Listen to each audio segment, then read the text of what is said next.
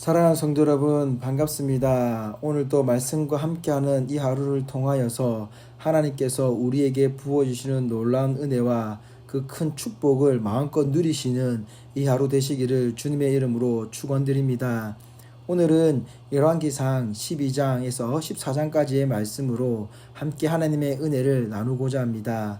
오늘 이 말씀을 통하여서 하나님께서 우리들에게 원하시는 것은 무엇인지, 우리는 어떻게 살아가는 것이 하나님께서 원하시는 삶을 살아가시는 것인지에 대해서 한번 생각해보며 나아가고자 합니다. 오늘은 우리가 잘 알고 있는 대로 솔로몬 왕에 이어서 르호보암 왕이 세워지게 되는 장면으로 시작하고 있습니다. 그런데 이 르호보암으로 시작되는 이 이스라엘이 이제는 르호보암 때에 분열되어 두 개의 나라로 나누어지게 됩니다. 그래서 남유다는 르호보암이 다스리게 되고 북이스라엘은 여로보암이 다스리게 됩니다. 이렇게 분열이 일어난 이유는 솔로몬 때에 가중하게 내줬던 세금을 낮추고자 하는 백성들의 바램을 무시하고 오히려 더 과중하게 정치를 이끌어 가려고 하는 르호보암 때문에 여로보암을 앞세워서 북이스라엘 나라를 세우게 됩니다. 이렇게 나라가 갈라져 분열이 되었습니다.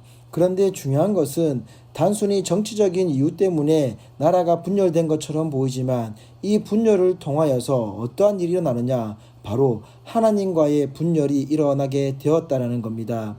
물론 솔로몬 때에 솔로몬의 수많은 아내들 때문에 정략적인 결혼 때문에 이방의 많은 사람들이 와서 이미 이스라엘에 다른 신들, 이방 신들이 있었다는 것은 알고 있습니다. 그러나 이제는 이것이 마치 공식적으로 합법화되어서 이방신을 섬기게 되었다라는 것이죠. 북이스라엘의 경우는 어떻습니까? 여로보암이 하나님께 제사를 드리러 가는 것, 남유다로 내려가는 것이 백성들이 돌아오지 않을 것 같다라는 두려움 때문에 그는 이 베델과 단에 이 두 곳에 산당을 짓고 두 금송아지를 만들어 이 두 금송아지가 애굽에서 우리를 끌어내었던 신이다라고 그렇게 지정을 해버립니다.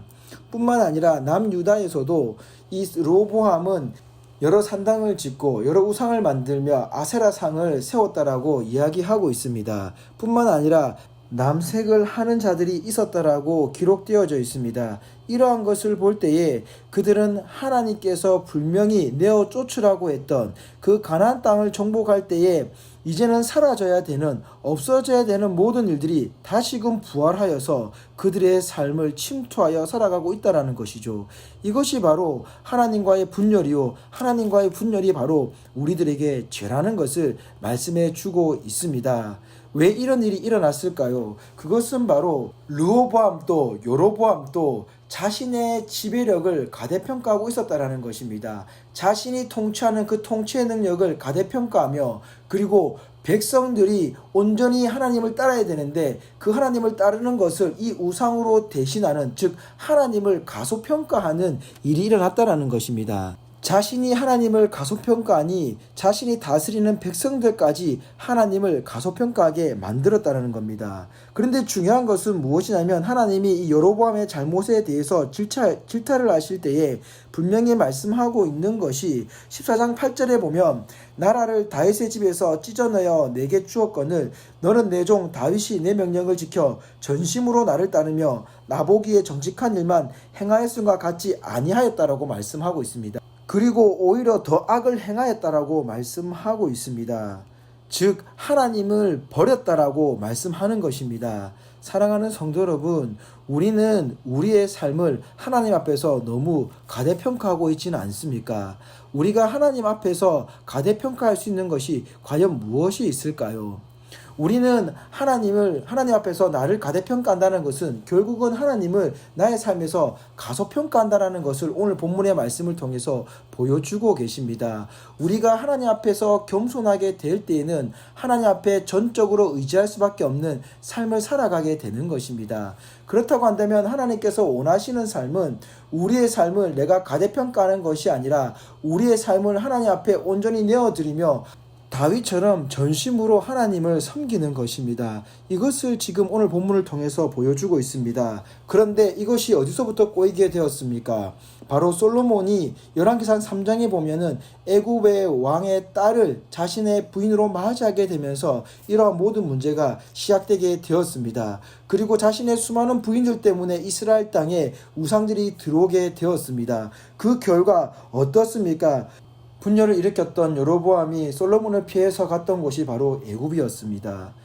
그리고 르호보암이 정치적으로 어려운 시절을 보내고 있을 때에 그때의 애굽 왕 시삭이 이 남유다로 쳐들어와서 이 예루살렘을 침공하여서 성전의 보물과 왕궁의 보물을 모두 빼앗았다라고 이야기합니다. 또 솔로몬이 만든 금방패까지 다 빼앗았다라고 이야기를 하고 있습니다. 사랑하는 성도 여러분, 이렇게 자신의 교만함이, 즉 자신이 이 나라를 잘 다스릴 수 있다라고 생각했던 자신의 이 과대평가가 결국은 이러한 안타까운 결과를 만들어내게 되었습니다. 바로 하나님을 전적으로 의지하지 못하는, 다윗처럼 하나님을 전적으로 의지하지 못했던 이 모습이 결국은 죄가 되었던 것이고, 그 죄의 결과가 오늘 말씀에서 나타나고 있습니다. 사랑하는 성도 여러분, 오늘 말씀을 바라보면서 하나님이 우리에게 원하시는 것은 무엇입니까? 우리의 인생을 내가 잘안다라고 과대평가하는 것이 아니라, 내가 오늘날까지 수많은 경험과 수많은 지식과 수많은 지혜를 가지고 있음에도 불구하고 하나님 앞에서는 여전히 하나님을 의지할 수밖에 없는 존재라는 것을 인정하며 나가는 것입니다. 그래서 오늘도 하나님의 지혜를 간구하며 나의 인생을 하나님께 온전히 올려드려 하나님이 기뻐하시고 하나님이 인정하시고 하나님이 축복하시는 저와 여러분의 가정 되기를, 오늘의 삶이 되기를 주님의 이름으로 축원드립니다.